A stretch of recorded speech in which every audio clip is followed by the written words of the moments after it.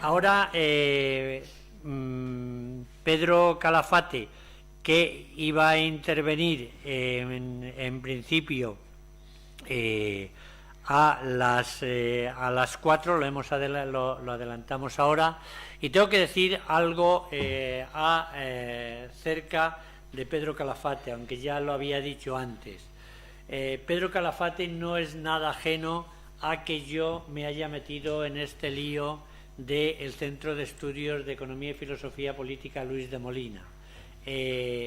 Yo un día, escuchando la radio, pues que me pilló distraído, pero de lo que sí que me enteré es de que acababa de publicarse un libro que se llamaba Escuela Ibérica de la Paz.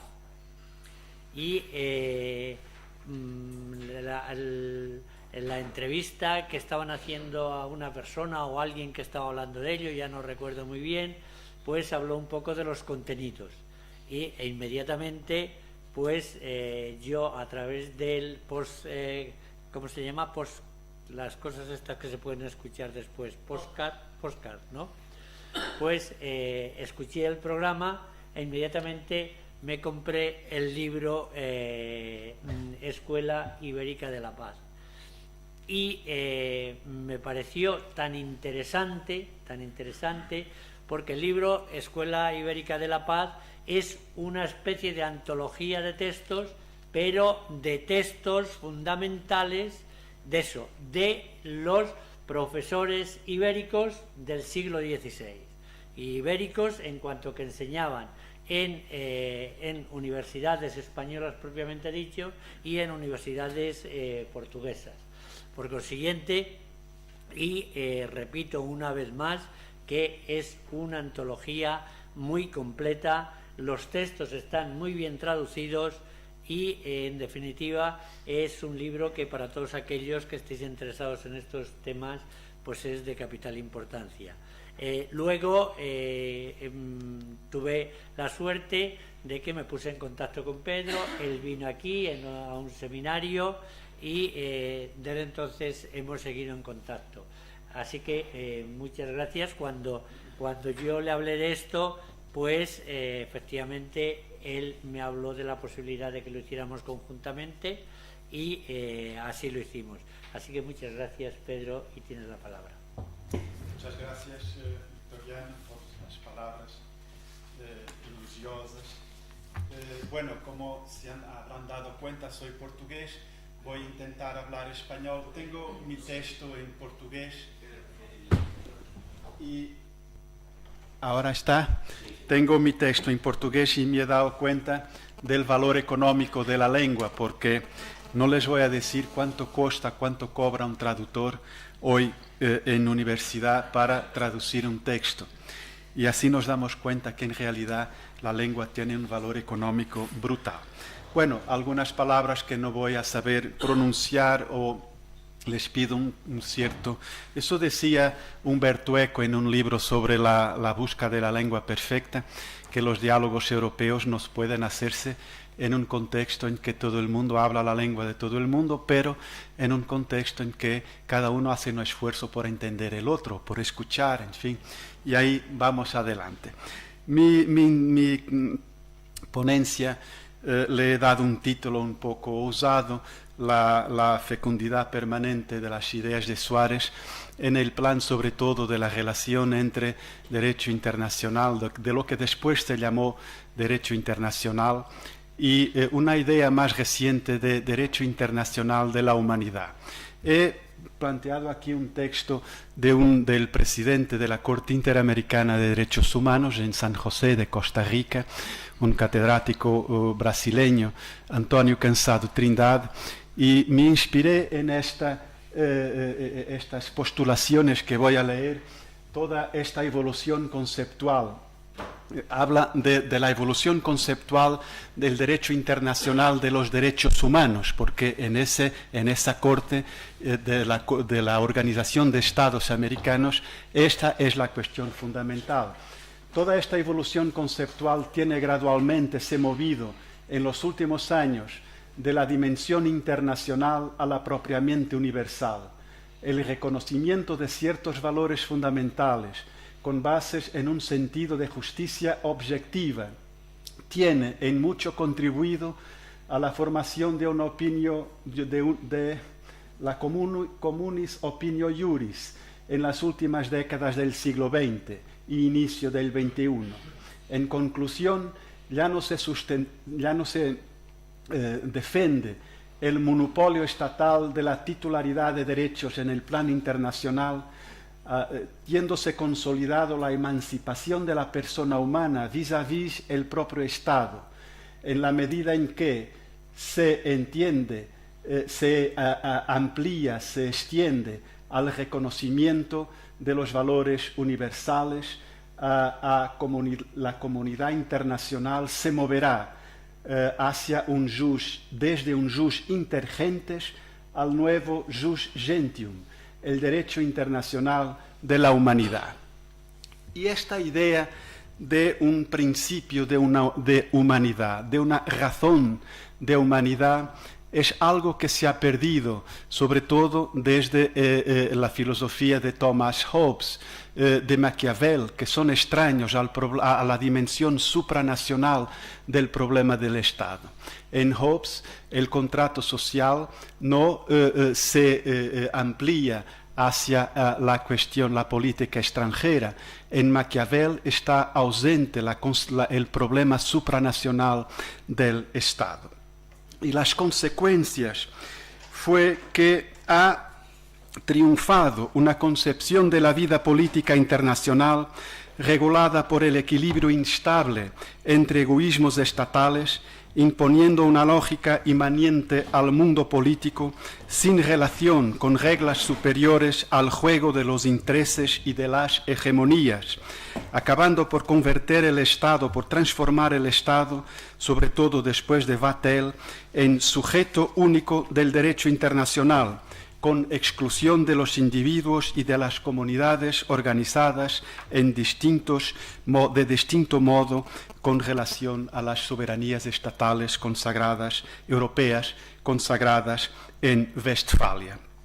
En sentido distinto, en las universidades de la península ibérica, a lo largo de la Edad Moderna y antes de Grocio, se ha firmado y pensado una tradición teológica y ético-jurídica decisiva para ecuacionar y fortalecer la idea de comunidad universal de naturaleza supraestatal, asiente en reglas superiores a las soberanías de los estados, teniendo como fundamento la dignidad de la persona humana, la unidad del género humano, el bien común universal, la igualdad natural de las soberanías del orbe, tanto del punto de vista del dominio de jurisdicción como del dominio de propiedad, soportada por concepciones democráticas sobre el origen del poder civil, independientemente de las formas de gobierno, porque éstas decían respecto al arbitrio de los pueblos. La idea de que, aunque fueran monárquicos, se plantea esa libertad de los pueblos elegir la forma de gobierno que entiendan desde que sea legítima, desde la clasificación aristotélica. La idea de comunidad universal, teorizada en las universidades ibéricas del Renacimiento, desde Francisco de Vitoria a Francisco Suárez, fuertemente impulsionada por los desafíos de la primera globalización, patrocinada por España y Portugal, presuponía la existencia de valores universales, bien como de derechos y deberes en el cuadro del derecho, de los derechos natural y de las gentes que a todos vinculaban, los estados, los pueblos, los seres humanos. Se procuraba o se visaba así un concepto de comunidad no puramente o no meramente internacional, pero propiamente universal, con base en una orden que no radicaba en la estricta voluntad de los estados, ni era por ellos voluntariamente creada, aunque fuera por su voluntad que a ella adherían o no y respetaban o no sus dictámenes, afastadas que estaban ya, o alejadas que estaban ya, las tesis medievales sobre la autoridad universal del emperador o la plenitud potestatis papal, la plenitud del poder del Papa. De hecho, la comunidad universal para Suárez era un postulado objetivo, traducía una orden natural pensada fuera del cuadro de la concepción individualista de los estados, quiere decir, pensada en antinomía con una concepción de los estados o de los individuos tomados isoladamente y desligados, desraigados, pienso que se dice desraigados, de un orden más amplia, sin consideración de la función que en ella deberían desempeñar.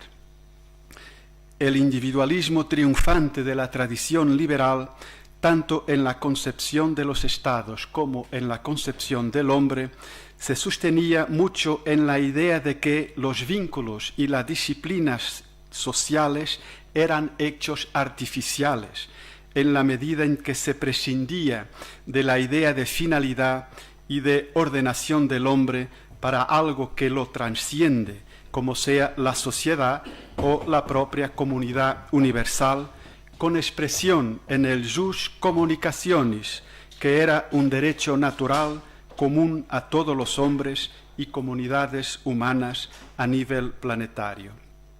Quiere esto decir que para Suárez el fundamento de la comunidad universal y los vínculos de solidaridad entre los estados eran anteriores al jus gentium, al derecho de las gentes, en la medida en que eran un postulado natural. El jus gentium para Suárez, distintamente un poco de Vitoria, es un jus que se funda en el costumbre de la comunidad de los estados. No es una decorrencia necesaria del derecho natural como era para Vitoria, pero tiene ya una dimensión posterior y de modo a comprender y encuadrar toda la diversidad histórica y la diversidad de las costumbres de los pueblos sin relativismo. Pero decía yo que esto quiere decir que para Suárez el fundamento de la comunidad universal y los vínculos de solidaridad entre los estados eran anteriores al jus gentium en la medida en que eran un postulado natural, correspondiente a una ley inmanente de sociabilidad entre los pueblos, cabendo al arbitrio y a la voluntad de los estados integraren o no esa comunidad, realizando libremente su naturaleza, desde que la integren. El jus communicaciones, teorizado décadas antes por Francisco de Vitoria en Salamanca, está ahí el texto. Ahora no se mueve esto. ¿Dónde está? ¿Qué pasa, David? Era el texto número 1. Bueno, pero podemos prescindir de textos. ¿Qué hiciste? Ah, bien. A ver. Ok. Esto es mejor para mí. Bueno, está, es una traducción portugués. Vitoria escribió en latín, está directo para portugués. Creo que se entiende solo por una cuestión de documentar mejor la idea. El jus communicaciones, teorizado décadas antes por Francisco de Vitoria en Salamanca, está ese texto número 1, radicado en el derecho natural, se prolongaba en Suárez en la afirmación de la ley inmanente de sociabilidad, sea de los individuos, sea de los estados, porque el mundo comportaba en sí mismo un orden objetiva, no meramente accidental o puramente artificial, la cual se presentaba ante la voluntad de las criaturas libres como debiendo ser observada. En este sentido, para Suárez, el jus gentium, en su relación y armonía con el derecho natural, regulando las relaciones entre estados, no era un jus inteiramente ou totalmente interestatal. Esta é uma questão importante. Não era um Rus inteiramente interestatal em sentido estrito.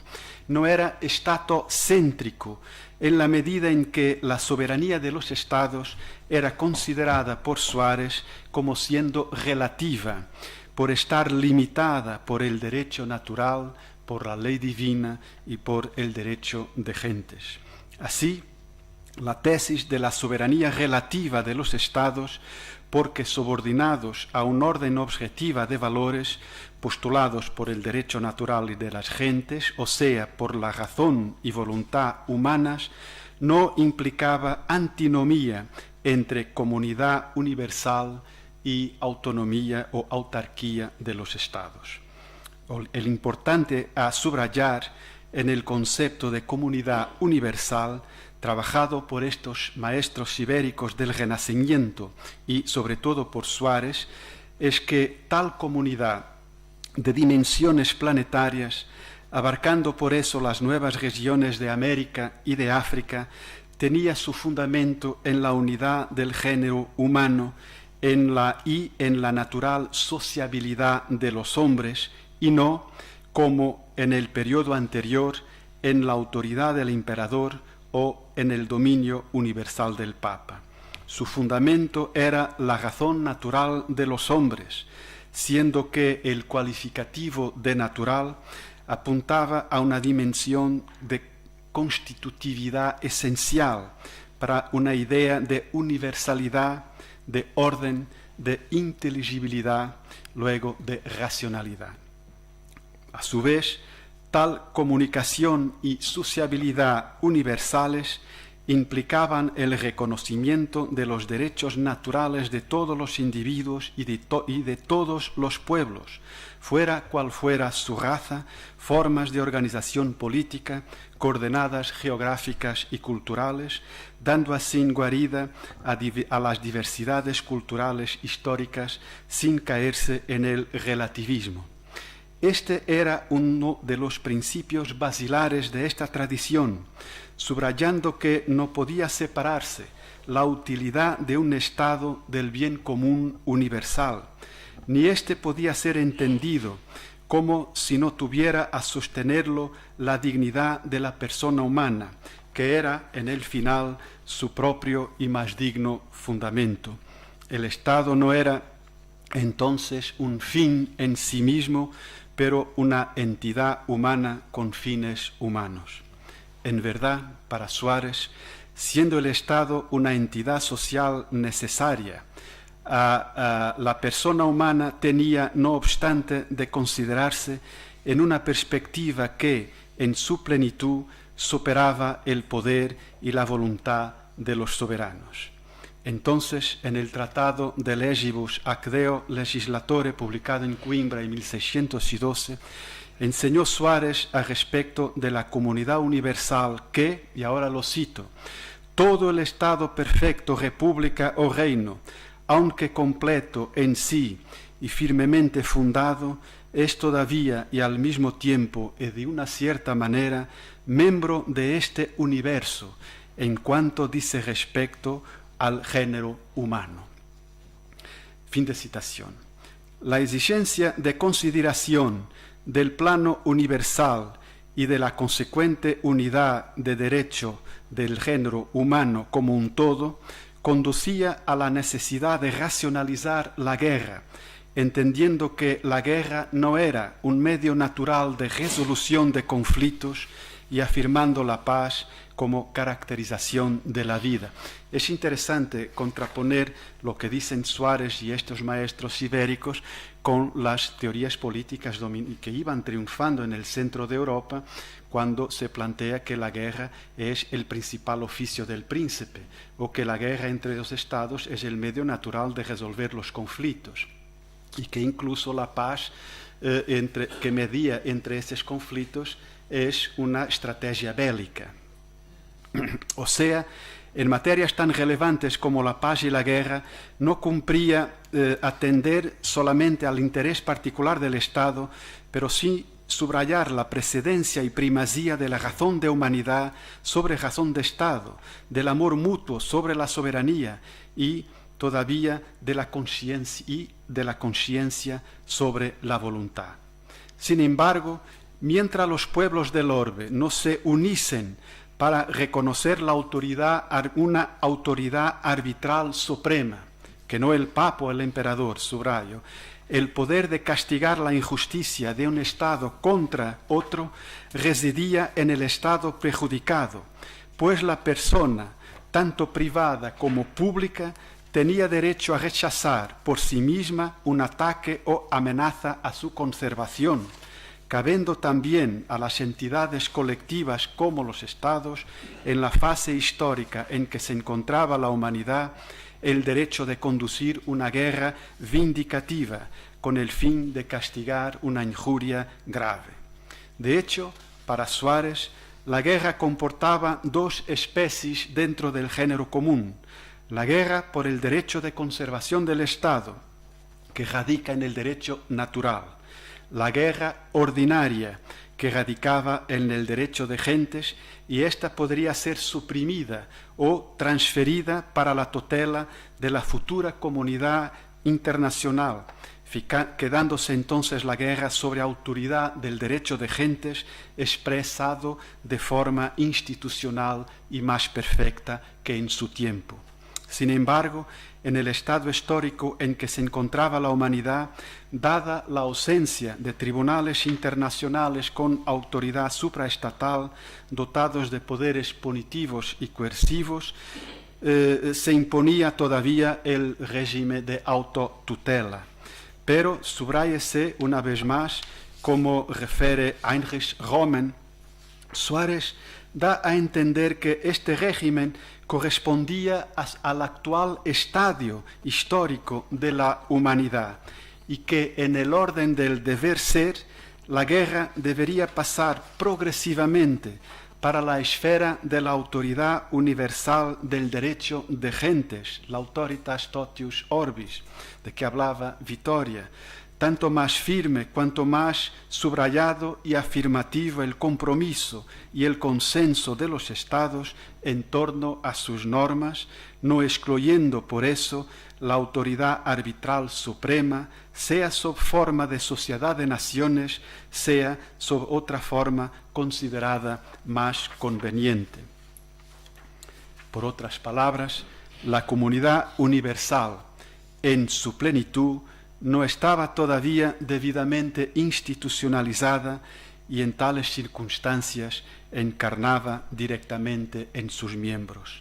Así, para Suárez, la relación entre los estados del orbe era regulada por el jus gentium, formulado en armonía y proximidad con el derecho natural, y encontraba en el común consentimiento virtual de las naciones el fundamento de su obligatoriedad, expresión de la pertenencia de la persona humana a la comunidad universal, regida por principios de justicia, garantía de la paz y de las condiciones de conservación de la dignidad de la vida, prolongándose en la teorización de la noción de crimen contra el género humano y la necesaria defensa de los inocentes, sin atender a las supuestas inmunidades estatales.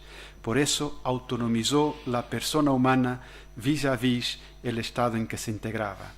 El mismo Francisco de Vitoria, en las lecciones de Coimbra, el mismo Francisco Suárez, en las lecciones de Coimbra, fue más lejos, explicando que el fundamento antropológico de este principio de humanidad era, y ahora lo cito, dice Suárez, esta unidad es indicada por el precepto natural del amor mutuo y de la misericordia, precepto que se extiende a todos, incluso a los extranjeros, sea cual sea su condición. Fin de citación.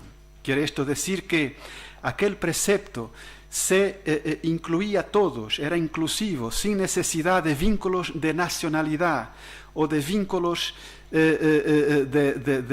súbdito a una determinada soberanía, o aún sin necesidad de normas humanitarias explícitas, porque el jus gentium no es un derecho escrito, es un derecho, en fin, de costumbre.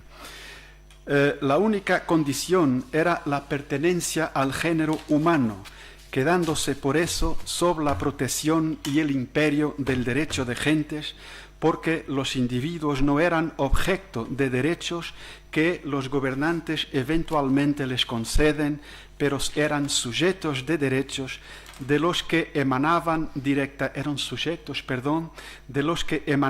directamente derechos cuya protección estaba no solo sobre la alzada de los soberanos, pero también del conjunto de las naciones o de la humanidad. Hago un paréntesis: en el final del siglo XIX, en la primera conferencia de paz de Haya, el delegado representante de la Rusia, Friedrich von Martens, ha hecho aprobar una cláusula fundamental que en cierto sentido permite plantear un diálogo entre épocas, y fue una cláusula cuando dice que mientras no estén explícitamente aprobados normas, mientras no haya normas explícitamente aprobadas, en caso de guerra, las poblaciones civiles deben considerarse sobre imperio y protección del derecho de gentes, de las normas del derecho de gentes, como emanan de los costumbres de las naciones civilizadas, de las leyes de la humanidad y de los dictámenes de la conciencia pública. Y sería interesante plantear un diálogo entre la cláusula Martens con estos planteamientos que van siendo aquí postulados por nuestros autores en la península ibérica. Y sobre esta idea de humanidad, pensada como principio y instancia que se sobrepone a la considerada razón de Estado, que se funda el precepto natural del amor mutuo, que va a prolongarse en el jus communicaciones, en el jus commerci, en el jus amicitiae, y en un sentido ya no estrictamente del derecho natural, en el jus predicandi, el derecho de predicar el Evangelio, que Suárez defiende y plantea también, pero en condiciones muy más cautelosas que autores anteriores. En este contexto, en Suárez, la humanidad se afirmaba como un todo, que se ramificaba en diversos estados, expresión de la tesis de la unidad del género humano, posibilitando la idea de una verdadera comunidad de pueblos, regida por el derecho natural y el derecho de gentes. En verdad, siendo los hombres sociables por naturaleza, ellos formaban comunidades políticas naturales y, por tanto, a cada pueblo correspondía su comunidad política, que debería perspectivarse en función de una unidad natural superior porque supraestatal, la comunidad de los pueblos de la tierra. No en tanto, sin embargo, así como el Estado no podría ni debería absorber el individuo, porque la persona humana se perspectivaba y fundamentaba além y aquém, o sea, para lá y para acá, de sus fronteras, tornando por tanto relativa a la soberanía estatal, también la comunidad universal no debería absorber las soberanías particulares, fragilizando esas soberanías. Suárez, al contrario, por ejemplo, de Antonio Vieira, el jesuita portugués del 17, que luchaba por un imperio universal, Suárez no defendía la idea de imperio universal, consideraba que era humana y moralmente imposible. Luego, la figura medieval del emperador es ahora sustituida por la autoridad universal del derecho natural y por la autoridad cuasi universal del derecho de gentes. Entonces, el derecho de gentes y el derecho natural tenían la humanidad como sujeto, pero el derecho natural tenía la humanidad como sujeto más directamente, como unidad compuesta por todos los hombres. Ya el derecho de gentes tenía la humanidad como sujeto de forma indirecta, pues la consideraba como históricamente se presentaba, o sea, dividida en soberanías distintas, y por eso tenía como sujeto directo los estados. Así, se configuraba un jus gentio entendido como jus inter gentes, que, no obstante, no podemos identificar con un jus inter gentes fragmentario protegido por el consentimiento de los más poderosos. Es, en verdad, un jus inter gentes pensado en armonía con el derecho natural y por eso no es estatocéntrico, pero sí antropocéntrico.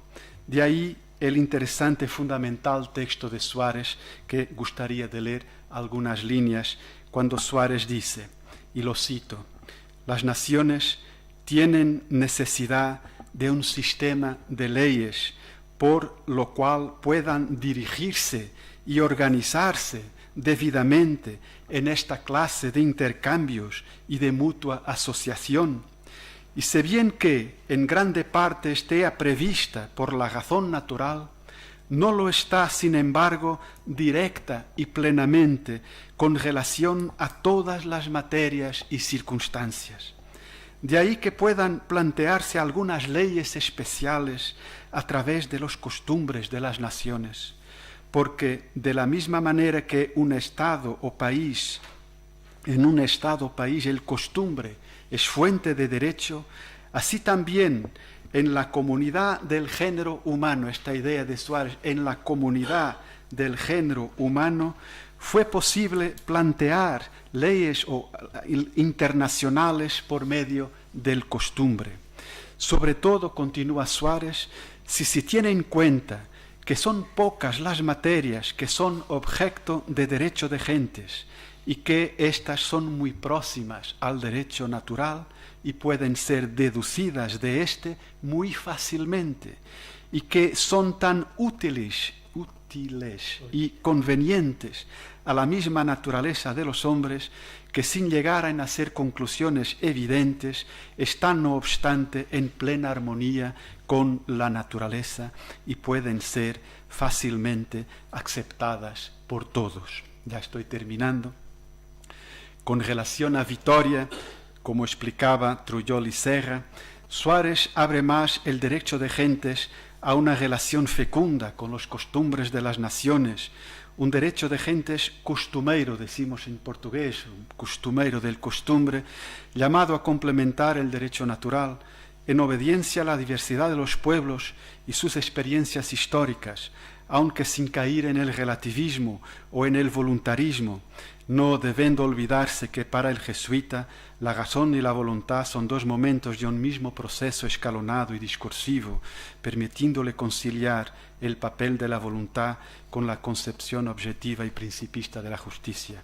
Entonces, salvaguardada la esfera del Estado como comunidad autárquica dotada de elementos constitutivos que le son propios, salvaguardada también la esfera del costumbre en armonía con el derecho natural y no afrontando sus contenidos fundamentales, salvaguardado el concepto de persona humana o personalidad dotada de valor anterior al Estado y limitador de su soberanía, podemos concluir que el principio de humanidad y la idea de comunidad universal fundamentaban la paz radicada en la justicia y que tanto la justicia como la paz, en su relación causal, eran los dos pilares sobre que se erguería el bien común como finalidad del poder civil. Pues muchas gracias.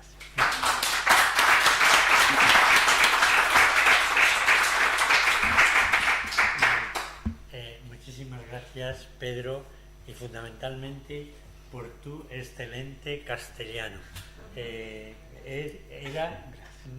Además, sonaba tan bien como lo contabas, que ha sido una auténtica satisfacción escucharte. Bueno, yo después de escucharte, rápidamente voy a dar la palabra, he entendido perfectamente tu gesto. Creo que fue en la Universidad Autónoma, en un encuentro que hubo allí, sí, coincidimos, y yo te dije algo acerca de Suárez y yo vi en tu gesto que decías, no, estás completamente equivocado o no has comprendido nada de Suárez. Yo no he dicho eso. Ya lo sé, por eso te digo que tu gesto, Bien. que fue tu gesto, Sí. nunca. Sí. Eres excesivamente prudente como para decir eso, como para poner eso en tu boca. ¿Por qué digo esto? Pues digo esto porque aquí es una versión de Francisco de Suárez, pues prácticamente diametralmente opuesta a la que yo expuse ayer, que me parece que estaba sencilla. Sí. ¿Por qué? Pues porque aquí lo que yo he visto que predomina es esa idea de la sociabilidad natural del hombre, y esto casi con carácter universal, o sea, aplicado a toda la humanidad. Entonces, esto no voy porque he estado viendo aquí algunos textos, pero no los voy a repetir ahora, entre otras cosas porque vamos muy bien de tiempo y no quiero que nos retrasemos. Efectivamente, el concepto de dignidad de la persona humana, que esto es muy propio de todos los escolásticos, esa idea de que los individuos, por el mero hecho de ser personas, tienen una serie de derechos y demás. Tengo que decir que he disfrutado, pero seguramente que hay intervenciones en la sala, y ya adelanto que efectivamente he quedado a las 6:30 en la Plaza de la Catedral para asistir a esa excursión por la ciudad. Pero sin más doy la palabra a quien solo quiera. responder, porque me planteaste también, es que hay que estar alertado, creo yo, que Suárez es un autor que sugiere lecturas no unívocas y por tanto el que uno tenga una perspectiva distinta de la obra de Suárez no quiere con eso decir que otro no pueda tener otra, y que porque hay quien proponga un Suárez algo eclético, algo que se mueve mucho con relación a circunstancias. Bueno, y por tanto no creo que haya una única lectura de Suárez en este plano. Lo que yo subrayaba es solo que me parece que el punto de vista del liberalismo es sobre todo la idea del individuo considerado aisladamente. Se parte del individuo, y que pregunto yo, ¿se puede considerar que Suárez plantea eso, o la idea de persona nos opone, no considera el individuo también en relación con una orden en que se incluye y que en cierto sentido lo transciende, sea la sociedad, sea la humanidad? Pero esas son lecturas que pueden hacerse, bueno, citando textos. En ese sentido estoy muy de acuerdo contigo, y aquí yo en eso casi siempre he tenido algunas discrepancias con mis amigos los liberales, que se esfuerzan en dos asuntos. Uno, en decir que los padres del liberalismo son los escolásticos del siglo XVI, y la otra, que los primeros austríacos son también los escolásticos españoles del siglo XVI. Hay que estudiar eso con mucho cuidado. Claro. Hay que estudiar eso con mucho cuidado, porque para ellos el concepto de comunidad, el concepto de colectividad humana tiene un valor de capital importancia. Incluso la teoría del consentimiento se fundamenta un poco en eso. Bueno, el príncipe lo que tiene que hacer es velar por el bien común, que si en lugar de velar por el bien común resulta que nos pone impuestos excesivos para financiar no sabemos muy bien qué, y nos deprecia la moneda. Bueno, un momento, eso lo puede hacer, pero si la comunidad se lo consiente, porque la finalidad de el príncipe, o si traspasamos esto, que aquí alguien ha hablado de la dificultad de hablar de conceptos de Estado en estos autores, pero la función fundamental del príncipe es velar por el bienestar, por el bien común y el bienestar de la comunidad. Y el bien común es un elemento de capital importancia en todos estos autores. Bueno, pues a ver, Alberto. Primero que quería decir a Pedro es agradecerle el esfuerzo que ha hecho para hablar en nuestra lengua. Ha sonado maravilloso, porque cuando no era castellano puro,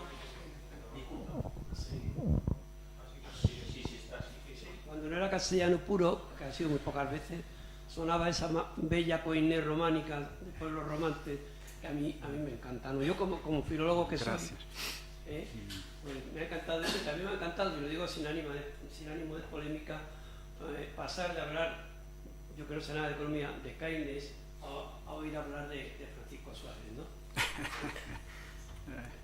Bueno, entonces mi pregunta es una pregunta de actualidad, podríamos decir. Los portugueses, cuando oyen hablar esas barbaridades que se dicen sobre nuestra política de ambos países en el descubrimiento del Nuevo Mundo, ¿no? Que dicen barbaridades como que hubo un genocidio, etcétera, etcétera, cuando la realidad demuestra, no hay más que ver las imágenes, cuando enseñan imágenes de los pueblos de América del Sur, ese genocidio no ha existido, sí existió en América del Norte. Yo pregunto, si los portugueses, voy a utilizar una palabra, luego te la explico, ¿me permites que te llame de tú? Sí, perfecto. Se autoflagelan, es decir, se dan latigazos a sí mismos, entonan meas culpas, y dicen que nuestra conquista del Nuevo Mundo fue una conquista genocida, etcétera, etcétera, cuando sabemos que eso no es cierto. Digo que si los portugueses tienen el mismo complejo de autofustigarse a sí mismos ante esta cuestión, o no. Hace 15 días o 3 semanas se inauguró en Lisboa la estatua del jesuita Antonio Vieira, que era del siglo XVII, y en ese momento se hizo 2 manifestaciones contrarias. Una de un movimiento llamado SOS Racismo contra la estatua de Vieira, que era un insulto a la humanidad en sí, porque Vieira había admitido la esclavitud de los negros en Brasil, o sea, la transmigración de los africanos hacia Brasil, y bueno, el trabajo esclavo, lo admitió.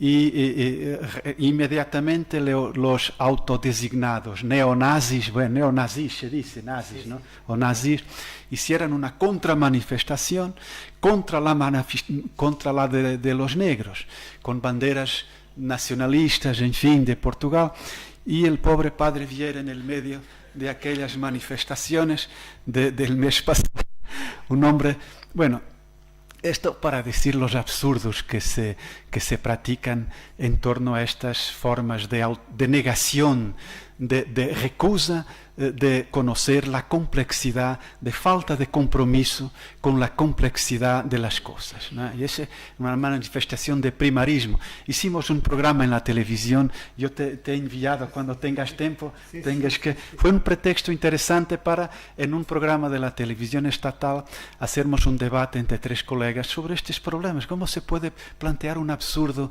de esta dimensión, este anacronismo total.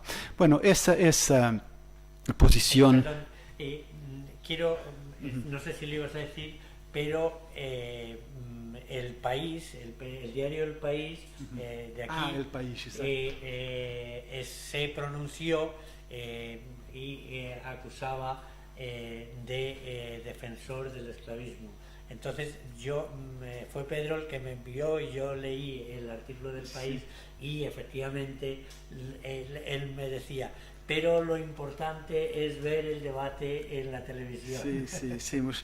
Bueno, porque la noticia de las manifestaciones vino en El País, en el periódico vuestro, en una página, y terminaba el periódico diciendo, por este camino hay que quitar los caballos de las estatuas porque hoy la concepción es distinta y no pueden estar soportando los reyes tanto tiempo parados, ¿no? Hay que hacer estas transformaciones. Es la noticia del periodista correspondiente en Lisboa. Bueno, esto casi como se dice una anécdota, ¿no? Para plantearla. Esa actitud, son actitudes ideológicas. Esta ideología determina que el pensamiento tiene que parar. Esas paragens del pensamiento se producen. Pero es interesante verificar, por ejemplo, Suárez. Cuando Suárez dice, todo lo que yo he explicado aquí en Coimbra a mis estudiantes, sobre el poder natural que tienen los hombres. Todo lo que yo he explicado sobre el poder natural que tienen los hombres para dictar leyes civiles es universalmente válido para todos, étnicos e infideles. O sea, para todos los pueblos, paganos, e infideles.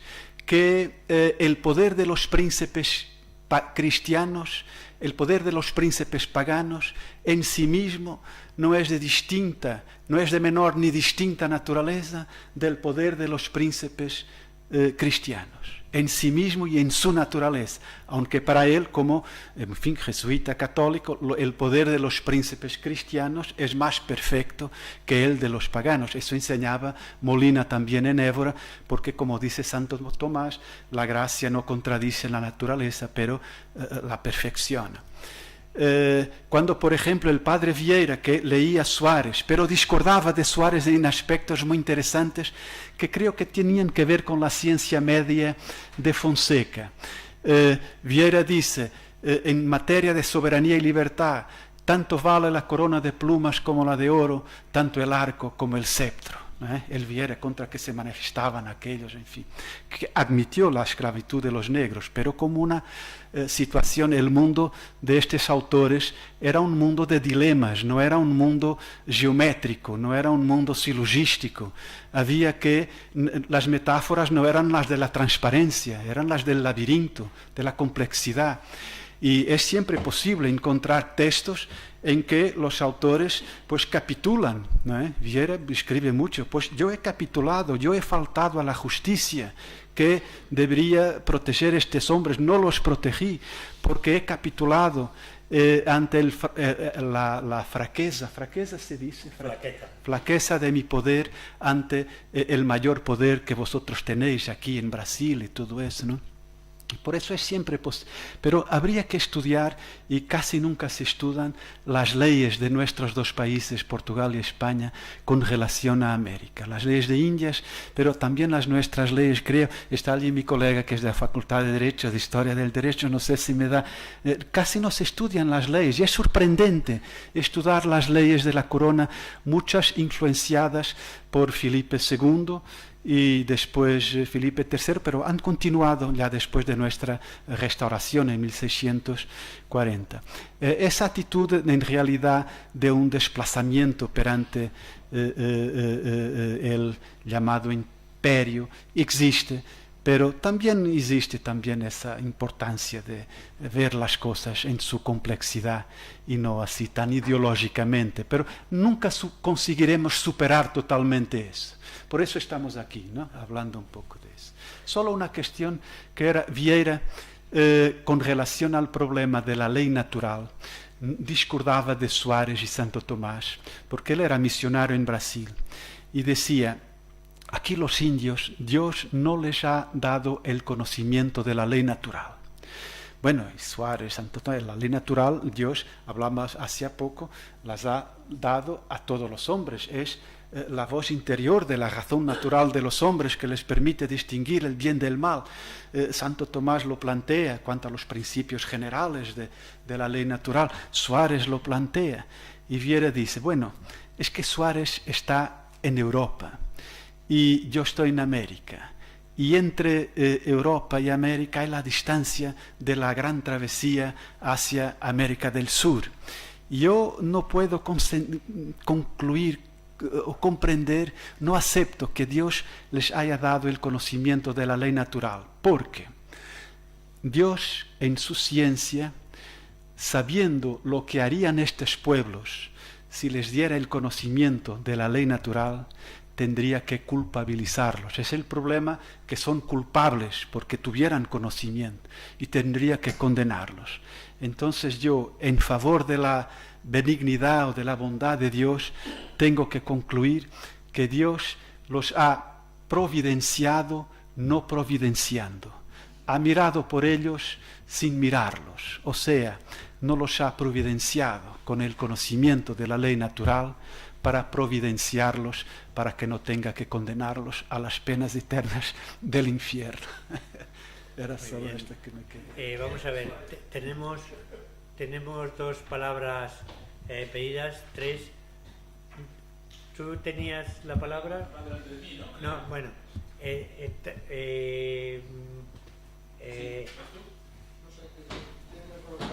Vamos a ver, tenemos 10 minutos y quiero que, porque luego, como tenemos que desplazarnos para la comida y eso, y quiero que hoy a las 4 sin falta estemos aquí, porque si no se nos va el tiempo.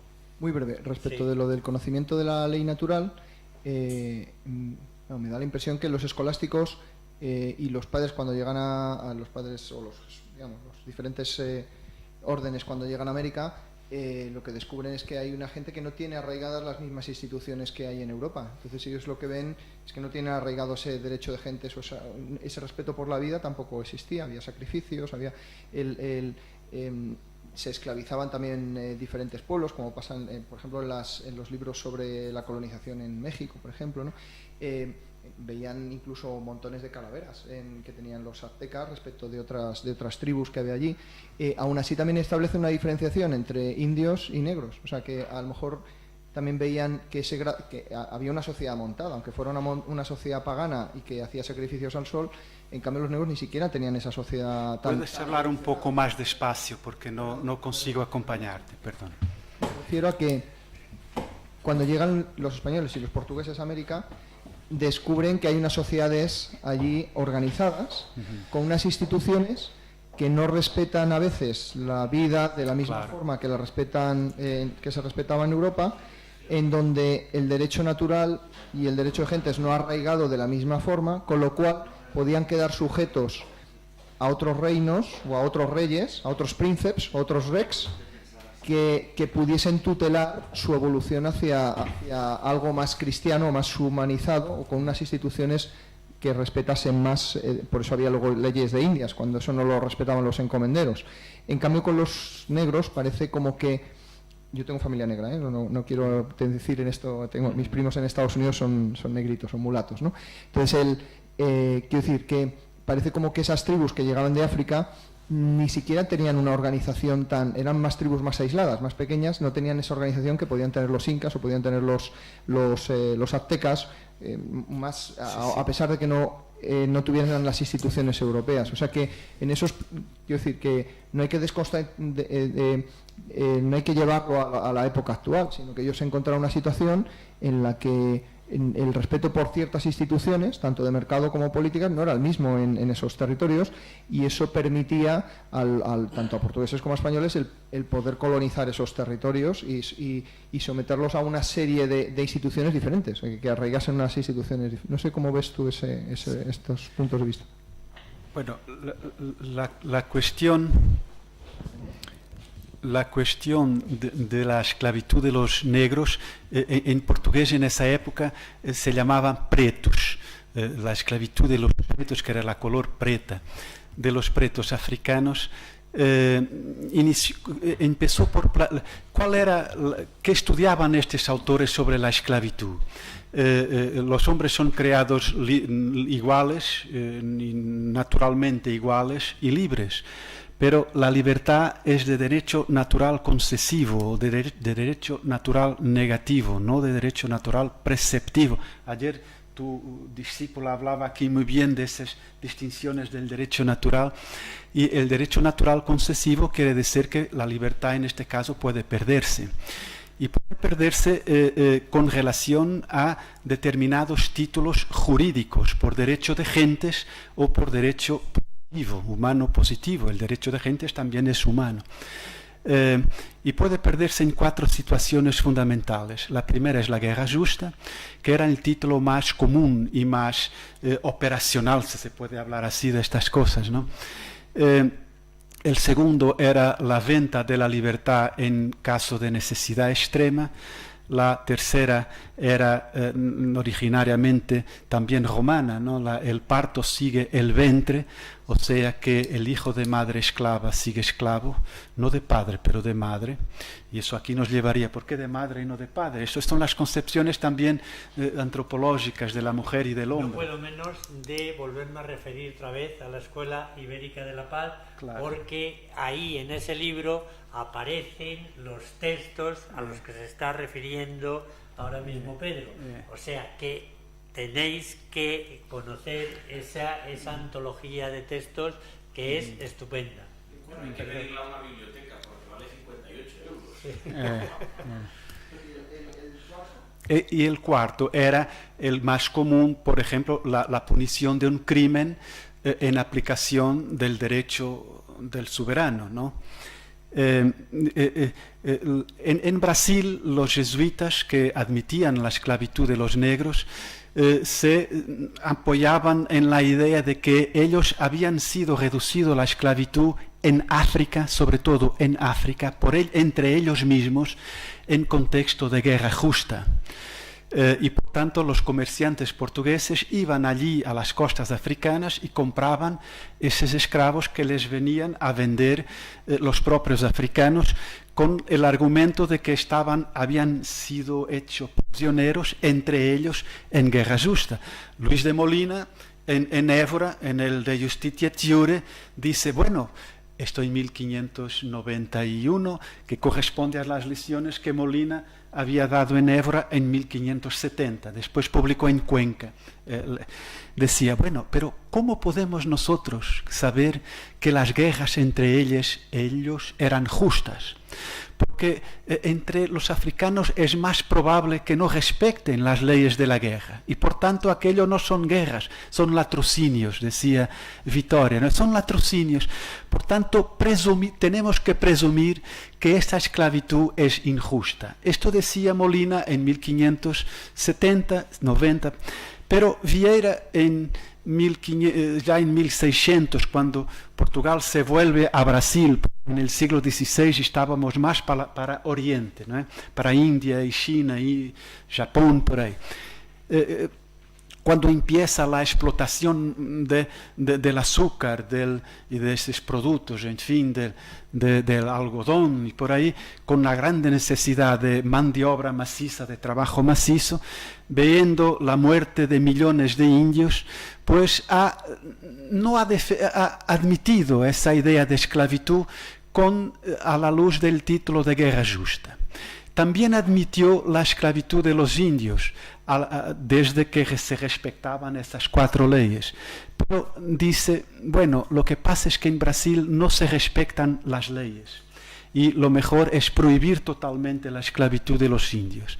Y ha conseguido una ley del rey de Portugal que decía así, como hasta ahora no se cumplen y no se respetan las leyes, que son estas, grosso modo, que he dicho yo, de la esclavitud de estos pueblos en América, ahora está totalmente prohibida la esclavitud de los indios. 1660, 43, mi colega es de Historia del Derecho. Y es curioso, total prohibición. y delante la necesidad brutal de mano de obra, de trabajo, pues han capitulado con la idea de la venida de los negros a Brasil. Pero siempre decían, pero vosotros estáis aquí porque los títulos de esclavitud son justos. Bueno, pensarían ellos en realidad que serían justos, ¿no? Es el problema de los dilemas, ¿no? Un mundo de dilemas, un mundo en que hay que, en fin, porque Vieira tenía, estoy hablando más de Vieira, en fin, porque empecé hablando de él, tenía una idea de estar allí, porque varias veces fue expulsado por los colonos, por se oponer. Yo defiendo la esclavitud lícita, y como combato la ilícita, ni siquiera me dejan estar aquí en Brasil. Yo quiero estar aquí, porque tengo aquí una misión, que era una misión que tenía de... Y bueno, son problemas complejos. Incluso ha dicho una vez que un sermón a los pretos en Maranhão, São Luís do Maranhão, no norte do Brasil. Vosotros habéis venido en una primera migración de África hacia América, pero esta es una primera porque habrá una segunda, que es de América hacia el cielo. Y la bienaventuranza. Y vuestro sufrimiento se puede equiparar al sufrimiento de Cristo, ¿no? Es como una especie de pasión y redención. Porque si no hubieran venido aquí y si hubieran quedado en África, iríais al infierno. Pero más tarde escribe un libro muy interesante que hemos publicado ahora ese libro en Lisboa, Clavis Prophetarum, la llave de los profetas, que es el libro más denso que Vieira escribió. Y decía que tenía un esclavo negro en Salvador, Bahía. Tenía 12 años el esclavo, se llamaba Bernardo. Y lo llamó, ven acá Bernardo, ¿tú estás contento de estar aquí, de haber venido de África hacia América? Porque vas a tener un distinto destino, que no es el destino de tus abuelos que han muerto en África sin conocimiento de Dios y que se van al infierno. Y Bernardo le responde, mis abuelos no están en el infierno. Y Vieira dice, ¿cómo no? Y Bernardo responde, porque ellos no conocían Dios, tenían una ignorancia invencible de Dios y no podrían haber cometido actos tan graves que pueden ofender de tal modo a Dios que Él los condenara con las penas del infierno. Este es un tema que se llamaba del pecado filosófico, un debate que hubo, en fin, en Europa, en general en Europa, entre... En esa época estaba Pedro Claver en Cartagena de Indias, luchando por la liberación de los negros. Lo que pasa es que yo me tardé un poco más en la liberación de los negros y los recogía, los iba a atender allí como misión suya para curarle las heridas o que iban en condiciones ínfimas, ¿no? A ver, que estamos fuera de tiempo ya, sí, así bueno. que procura ser breve. Sí, muchas gracias. Bueno, ante todo, dar la enhorabuena por la magnífica ponencia.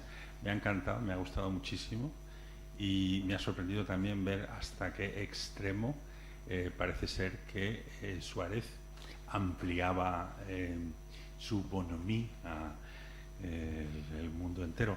Me gustaría muchísimo ver el detalle de todo esto porque ciertamente lo veo problemático desde el punto de vista de un escolástico, esta sumeria, este nabucodonosismo que diría Ortega, lo veo en cierto modo... ¿La qué? Nabucodonosor. Del rey de Babilonia. Sí.